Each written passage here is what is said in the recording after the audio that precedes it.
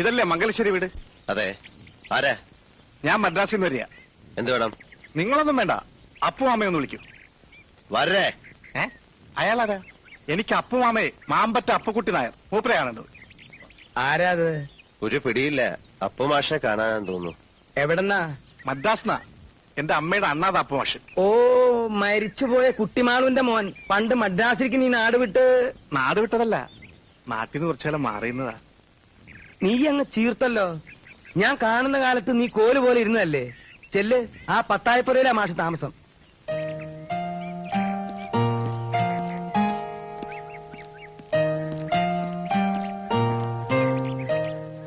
മറന്നിട്ടില്ല അപ്പു മാമേ, അച്ഛനൊന്നും മറന്നിട്ടില്ല.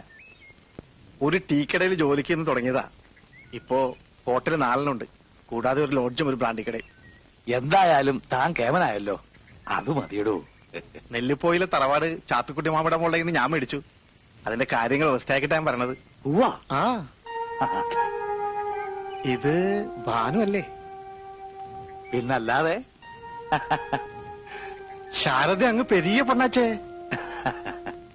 ഭാനുവിന്റെ നൃത്തവും പാട്ടൊക്കെ ഇപ്പോഴും ഉണ്ടോ? പാട്ടില്ല, നൃത്തം. അമ്മണി അമ്മായിയുടെ മുറിച്ച മുറി.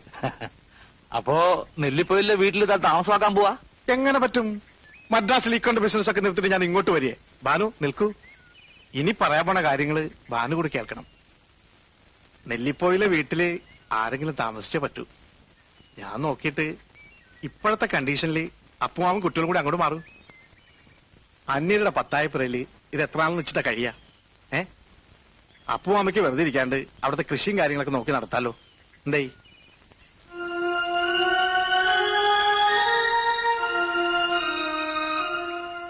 എന്താ ഭാനു, ആരും ഒന്നും മിണ്ടാത്തെ? എന്നെ അന്യനായിട്ട് കാണാ? ഏയ്, അങ്ങനെ പറയല്ലേ അച്യുത. കുട്ടിമാളും എന്റെ സ്വന്തം പെങ്ങളല്ലേ. ആ പെങ്ങളുടെ സ്വന്തം മകനല്ലേ വിളിക്കുന്നേ. എന്താ ഭാനു?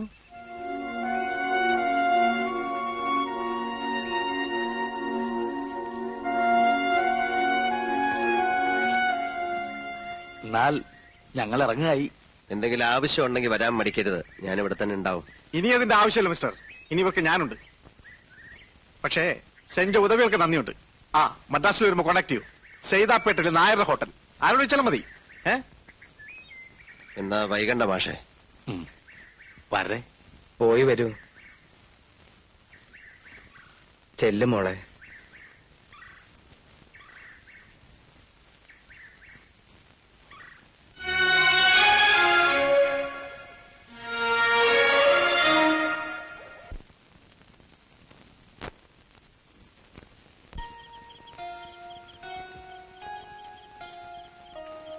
ഞാൻ ആലോചിക്കുക ഓരോ മാറ്റങ്ങള്. നീലൻ സർക്കിട്ടും നായാട്ടും നിർത്തിയപ്പോ ഒരുത്തനെ ഇങ്ങോട്ട് കാണാനില്ലാന്നായി. ഇനി കൂടെ നിന്നിട്ട് കാര്യമില്ലാന്ന് അവറ്റയ്ക്കൊക്കെ ബോധ്യായി. ഇപ്പൊ അപ്പുമാഷും കുട്ടികളും കൂടി പോയപ്പോ എന്തോ നമ്മൾ രണ്ടുപേരും തീരെ ഒറ്റയ്ക്കാണെന്ന് ബോധ്യാവുക. പണ്ടേ അറിയണമായിരുന്നു അത്. ഞാൻ CS എഴുതുകയായിരുന്നു ഡൽഹിയിലുള്ള. വരേ. കുറച്ചു ദിവസമായിട്ട് ഞാൻ ചിന്തിക്കുക, നമുക്കൊരു യാത്ര പോവാം. നല്ല കാര്യം. ഒന്ന് മാറി നിൽക്കണത് നല്ലതാ. എങ്ങടാ ഉദ്ദേശം? ഹരിദ്വാർ, ഋഷികേശ്, കേദാരം, ബദരി. എന്താ? ഡൽഹി ചെന്നിട്ട് CS പ്രോഗ്രാം പോലെ ഫ്രീ ആണെങ്കിൽ അയാളെ കൂട്ടാം. എന്നാൽ അതിനുള്ള ഏർപ്പാടുകൾ ഉടനെ നോക്കിക്കോളൂ. ഉടനെ പറഞ്ഞ ഇവിടത്തെ കാര്യങ്ങളൊന്ന് വ്യവസ്ഥയാക്കാണ്ട് എനിക്ക് വരാൻ കഴിയോ? ഇവിടുത്തെ കാര്യങ്ങള് വീട് പൂട്ടി താക്കോല് കുഞ്ഞമ്പ് നരയിപ്പിക്കുന്നു. എന്നിട്ട് നാളെ തന്നെ വിടുക. അല്ല, നീലന്റെ ഏർപ്പാടെന്ന് പറയുമ്പോ രണ്ടും കൽപ്പിച്ചായിരിക്കുമല്ലോ. അതിനാടോ ത്രില്ല്. മുൻകൂട്ടി നിശ്ചയിക്കാത്ത യാത്ര. കാശിയിൽ നിന്ന് തുടങ്ങാം. പിന്നിട്ട വഴികൾ, അഴുക്ക് ചാലുകൾ, ചെയ്തുപോയ തെറ്റുകൾ, ഭൂതകാലത്തിന് മുഴുവൻ ബലിയിട്ട് പ്രായച്ചിത്തം നടത്തിയ ഒരു യാത്ര.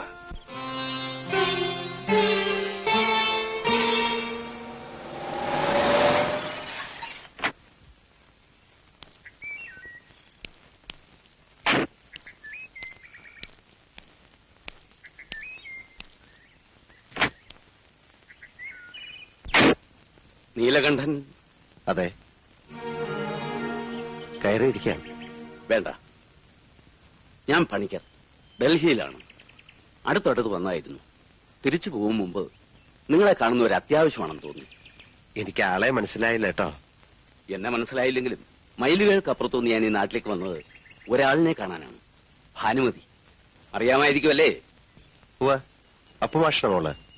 ഇന്ന് അവൾ നിങ്ങൾക്ക് അപ്പുമാഷയുടെ മോള് മാത്രമാണ്. നാളെ നിങ്ങൾ അറിയപ്പെടേണ്ടത് ആ കുട്ടിയുടെ നാട്ടുകാരൻ എന്ന നിലയ്ക്കാവും. ഉവ്വ്, മിടുക്കിയാണ്. ഞാൻ നൃത്തം കണ്ടു. കണ്ടുവെന്നല്ല, ഭയപ്പെടുത്തി, ഭീഷണിപ്പെടുത്തി നൃത്തം ചെയ്യിച്ചു. എന്നിട്ട് അവളുടെ ചിലങ്ക കഴിപ്പിച്ചു. വീരനൃത്യം അല്ലേ? ഹേ മിസ്റ്റർ, നിങ്ങളുമായിട്ടുണ്ടായ ഒരു ഈഗോ പ്രോബ്ലത്തിൽ വരദാനം പോലെ കിട്ടിയ ഒരു സർഗാത്മക സിദ്ധി ഭാനുമതി ഉപേക്ഷിച്ചിരിക്കുക. ഇന്ത്യൻ ക്ലാസിക്കൽ ഡാൻസിന്റെ മുഖഛായ മാറ്റാൻ പോകുന്ന ടാലൻസിന്റെ ഉടമയാണ് ആ കുട്ടി. എല്ലാം തൊലച്ചു. നിങ്ങളെപ്പോലൊരു ഫ്യൂഡൽ തെമ്മാടിയുമായി ഉണ്ടായ ഒരു ഇഷ്യൂവിന്റെ പേരിൽ നിങ്ങൾക്ക് അവളുടെ കാലിൽ വീണ് മാപ്പ് പറയാം. എന്നിട്ടെങ്കിലും നൃത്തത്തിന്റെ ലോകത്തിലേക്ക് അവളെ തിരിച്ചുകൊണ്ടുവരാൻ കഴിഞ്ഞാൽ അതൊരു സൽക്കർമ്മമായിരിക്കും, വലിയ പുണ്യം. ഇത്രയെങ്കിലും നിങ്ങളെ കണ്ട് പറഞ്ഞില്ലെങ്കിൽ തിരിച്ചു പോകുമ്പോ എനിക്ക് മനസമാധാനം കിട്ടില്ല. ഞാൻ ഇറങ്ങും. ഇത് അപേക്ഷയാണ്. ദുരഭിമാനം മാറ്റിവെച്ച് കഴിയാവുന്നത് അവളുടെ ഭാവിക്ക് വേണ്ടി ചെയ്യണം.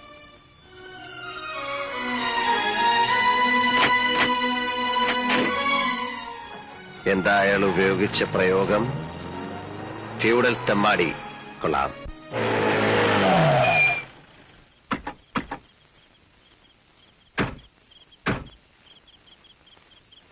അച്ഛനില്ലേ? ഇല്ല, കയറിയിരിക്കൂ. ആ. ഭാനുച്ചി, ഭാനുച്ചി, മംഗലശ്ശേരിയിൽ നീലാണ്ടനും ഭാര്യരും വന്നിരിക്കണു.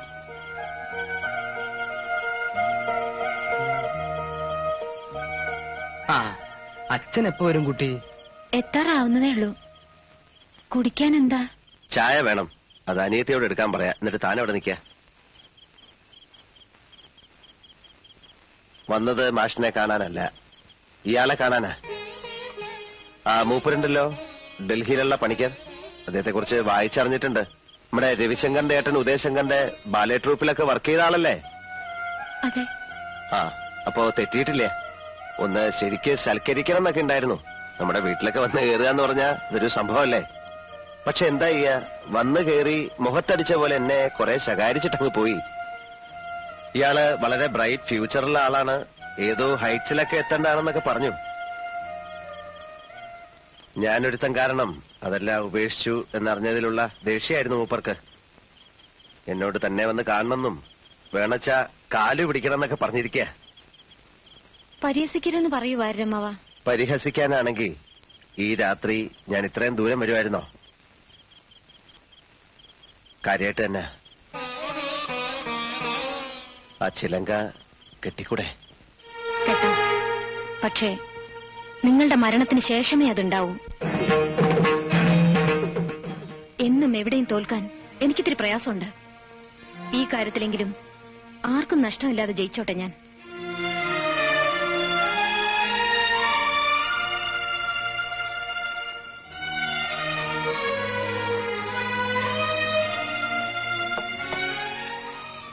വാര്യരെ, അതൊരു ഉറച്ച മനസ്സിൽ നിന്നുള്ള മറുപടിയാ. അത്രയും വേണ്ടിയിരുന്നില്ല ഭാനുവച്ചി. വേണം മോളെ. എന്റെ കണ്ണീന്നൊഴുക്കിയ ചോരയ്ക്ക് ദൈവം കൊണ്ട് മുന്നിൽ നിർത്തിയതാ. എന്നാലും ആരുടെ മുന്നിലും തലകുനിച്ചിട്ടില്ലാത്ത ആളാ. ഇവിടെ കയറി വന്ന് ചെയ്ത തെറ്റിന് മാപ്പ് പറയുന്നതിന് തുല്യല്ലേ ഇത്? അപ്പൊ പിന്നെ ചേച്ചി ഒന്ന് താഴ്ന്നു കൊടുക്കായിരുന്നു. ഒന്ന് നോവിക്കണമെന്നേ ഉണ്ടായിരുന്നുള്ളൂ. അത് കൂടിപ്പോയെങ്കിൽ ഞാൻ ക്ഷമ പറയാം. അത് വേണം. അഹങ്കാരി എന്നൊരു പേര് എന്റെ ചേച്ചിക്കുണ്ടാവരുത്.